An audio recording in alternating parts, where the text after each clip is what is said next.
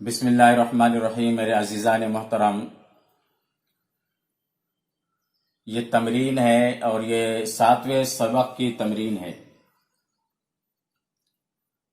मैंने 7वें सबक की तमरीन में अब तक अद्दरसुल अव्वल से लेकर अद्दरसुल साबे तक, यानी अव्वल सबक से लेकर 7वें सबक तक जितने हुरूफ इस्तिफाम इस्तेमाल किए गए हैं उसका मैंने इस वीडियो में, इस तमरीन में जिक्र किया है।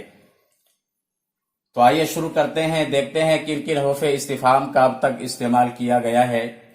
मैंने यहाँ पर लफ्ज़ कैफा इस्तेमाल किया है। कैफ हाज़िहिल फाकिहतु, ये फल कैसा है। अगर आप उर्दू में बोलते हैं ये फल कैसा है, तो अरबी में अगर आप पूछना चाहते हैं अरबी ज़बान में, तो आपको इस्तेमाल करना पड़ेगा कैफ हाज़िहिल फाकिहा, ये फल कैसा है। अब वो फल पका हुआ है, पक्का है, तो आप कहेंगे हाज़िहिल फाकिहतु नाज़िजतुन, ये फल पक्का है, यानी ये फल पका हुआ है। दूसरे जुमले को देखते हैं। कैफा ज़ालिकल गुस्नु, वो टहनी कैसी है। कैफा ज़ालिकल गुस्नु, वो टहनी कैसी है।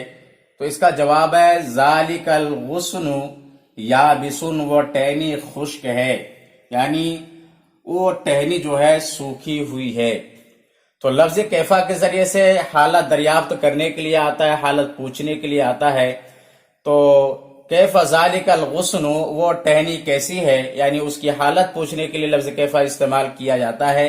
तो ज़ालिकल गुस्नु याबिसुन, वो टहनी क्या है, खुश्क है। तो लफ्ज़ कैफा का जिक्र आया था, उसका मैंने दोबारा जिक्र किया। उसके बाद लफ्ज़ मन को देख लेते हैं। मन का तर्जुमा होता है कौन। मन फी हाजिल हुजरती, इस कमरे में कौन है। इस कमरे में जो भी है मर्द है तो आप कहेंगे फी हाजिल हुजरती रजुलुन। अगर लेडीज है तो आप कहेंगे फी हाजिल हुजरती इमरातुन। इसी तरह से अगर लड़का है तो आप कहेंगे फी हाजिल हुजरती इब्नुन। इसी तरह से लड़की है तो आप कहेंगे फी हाजिल हुजरती बिंतुन। इस तरह से जवाब दिया जाएगा। तो मन फी हाजिल हुजरती, इस कमरे में कौन है। फी हाजिल हुजरती रजुलुन, इस कमरे में मर्द है। इसी तरह से चौथा जो सवालिया जुमला है उसको देखते हैं। माफी हाजिल हुजरती, इस कमरे में क्या है। पहले सवाल था इस कमरे में कौन है, लेकिन अब सवाल है माफी हाजिल हुजरती, इस कमरे में क्या है। तो इस कमरे में जो भी चीज है, मसलन मकतब है, मेज है, तो मेज का जिक्र करेंगे। इसी तरह से कुर्सी है तो कुर्सी का जिक्र करेंगे। जो भी चीज है उसका जिक्र करेंगे। तो माफी हाजिल हुजरती, इस कमरे में क्या चीज है, इस कमरे में क्या है। फी हाजिल हुजरती मकतबुन व कुर्सियुन, मसलन इस कमरे में मेज है और कुर्सी है। आइए देखते हैं आने वाले सवालिया जुमले को। हल हाजिल फाकिहतु नाजिजा, क्या ये फल पक्का है। अगर आप उर्दू में पूछते हैं कि क्या ये फल पका हुआ है, तो अरबी में कैसे पूछेंगे। अरबी में इस तरह से पूछा जाएगा हल हाजिल फाकिहतु नाजिजतुन, क्या ये फल पक्का है, यानी फल पका हुआ है। अगर है तो क्या जवाब दिया जाएगा नाम हाजिल फाकिहतु नाजिजा, ये फल पक्का है, यानी ये फल पका हुआ है।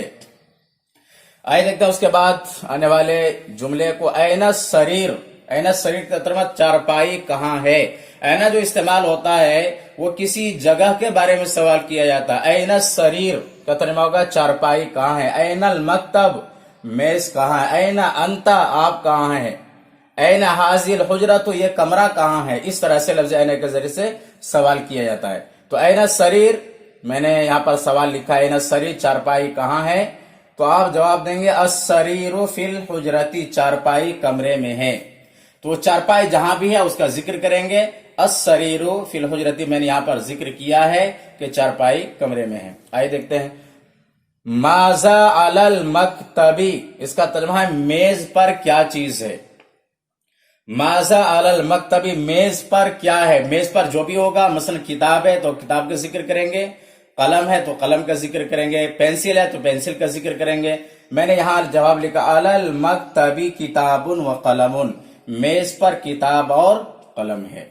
आइए देखते हैं लास्ट سوالیہ جملے کو، حل للمدرسی کتابن، کیا استاذ کی کتاب ہے؟